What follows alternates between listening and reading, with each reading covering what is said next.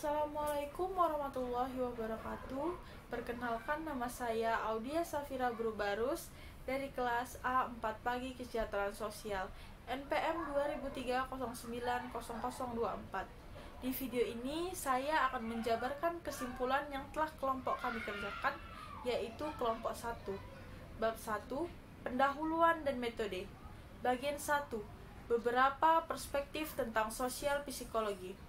Pertama, perspektif peran sosial, yaitu perspektif tertua tentang cara masuk di mana orang berinteraksi. Dalam setiap bagian atau peran seseorang bermain, harapan dibangkitkan dalam hal perilaku. Kedua, perspektif pembelajaran yang berkonsentrasi pada rangsangan dan respon. Para ahli teori pembelajaran cenderung tidak terlalu peduli dengan apa yang ada terjadi dalam pikiran pelajar, tetapi hanya dengan hubungan antara rangsangan dan tanggapan. Ketiga, perspektif kognisi sosial cenderung di mana dominan dalam beberapa tahun terakhir karena tampaknya memiliki penerapan yang lebih besar untuk lebih luas berbagai topik dalam psikologi sosial daripada yang lain. Ini perspektif yang telah kami gunakan untuk menyediakan kerangka kerja pemersatu untuk buku ini. Hal ini analog dengan ide-ide yang dikemukakan oleh Tolman dan lainnya. Tolman 1948 yang berkaitan dengan peta kognitif. Bagian 2, metode dalam psikologi sosial. Pertama, sumber ide penelitian. Studi kasus ini dapat berupa penelitian studi kasus formal atau pengamatan informal yang mengarah ke rasa ingin tahu tentang mengapa sesuatu terjadi pada kasus tertentu. Kedua, variabel independen dan dependen. Variabel independen mungkin terjadi dari seri program TV bervariasi dalam tingkat kekerasan yang ditampilkan dan realisme atau berlawanan dengan fantasi. Ketiga, faktor eksperimental terdiri dari karakteristik permintaan, kekhawatiran evaluasi, harapan dari eksperimen, dan pengacakan.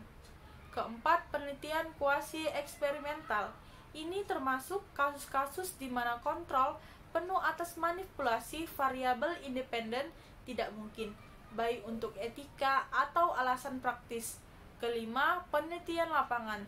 Dalam kasus ini, peneliti mengamati dan mencatat informasi sebanyak mungkin tentang situasi yang ada tanpa berusaha untuk memanipulasi variabel dengan cara apapun. Keenam, riset arsip. Dalam penelitian tersebut, catatan dan data yang digunakan tidak asli diproduksi untuk tujuan studi itu tersendiri. Dokumen pemerintah, misalnya, atau laporan surat kabar. Bagian 3, beberapa pertimbangan etis. Dalam buku ini, tampaknya cukup untuk menyoroti beberapa masalah etika yang berhubungan secara khusus dengan psikologi sosial. Isu-isu tersebut berkaitan dengan hal berikut.